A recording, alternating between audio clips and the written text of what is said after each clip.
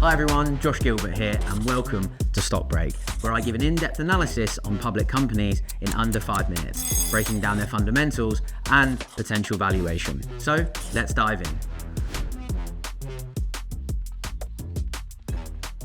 Hello everyone and welcome back to another episode of Stock Break with me, Josh Gilbert. Today we're going to be looking at Mastercard. Before we dive in, just a quick reminder that this presentation is for educational purposes only. It should not be taken as investment advice or recommendation to buy or sell any financial instruments.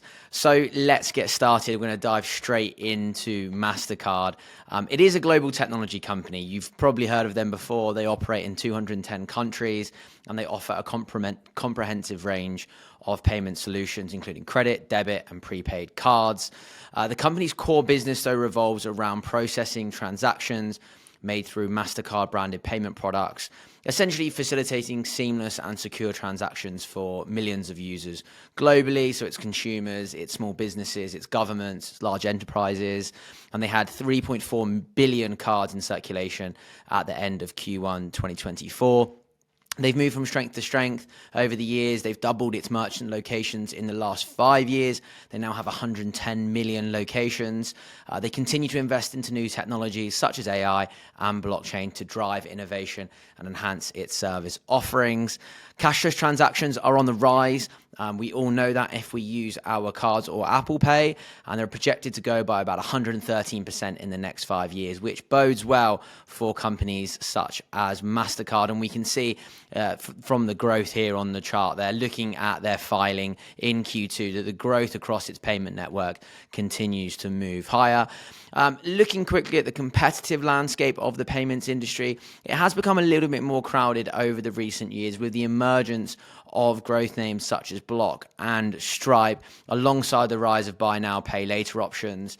That presents its own challenges for the business.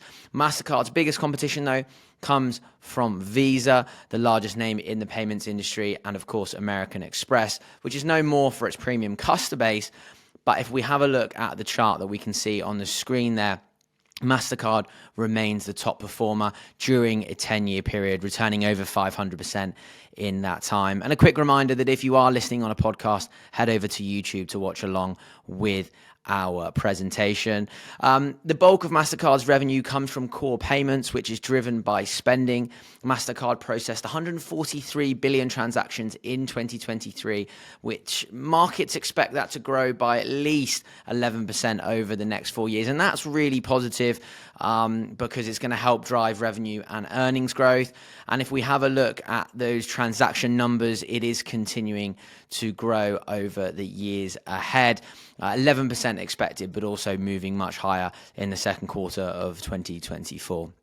As I mentioned, this is helping drive revenue growth up by 11% in Q2. And we also had 24% earnings growth in that same time, well above Wall Street estimates. And this was led by healthy consumer spending and overseas volume. Consumers have remained resilient in the face of higher interest rates, but a potential pullback in spending could be a headwind for Mastercard. The business is a financial powerhouse in more ways than one. It's got a very healthy cash flow, which enables the business to continue pursuing M&A opportunities. It has a decent dividend yield as well, around 0.6%. But it is worth highlighting Mastercard's exceptional return on capital, also known as ROCE, currently stands at 59%, which is almost double that of Visa's, showcasing the company's efficiency in utilizing its capital to generate profit. So now we're going to have a quick look at the valuation of the business. Shares are currently trading at around 30 times forward earnings, in line with its 5-year average. That valuation is pretty fair, especially if we consider the growth it has previously delivered and looks set to keep delivering with ongoing double-digit earnings growth as the world moves cashless. Looking at the Guru Focus tracker, it agrees. It says that Mastercard is fairly valued, but it does rank its profitability at 10 out of 10 across all sectors. And I alluded to its ability to generate profit earlier, and that is why analysts see gains ahead in the next 12 months.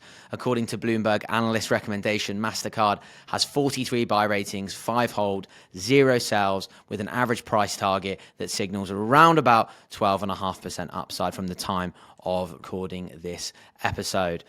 Mastercard's strong revenue and earnings growth highlight the return on capital employed, and it has a remarkable track record of returns for shareholders, delivering annualized returns of over 30% since its IPO in 2006, underscoring its resilience and potential for future success. As the world continues to move towards a cashless society, whether we like it or not, Mastercard's extensive global network will drive sustained growth, and shareholders should continue to benefit from their high-quality business model. That's it for Mastercard. Thanks very much for watching. Let me know in the comments what you think of Mastercard, and we'll see you next time.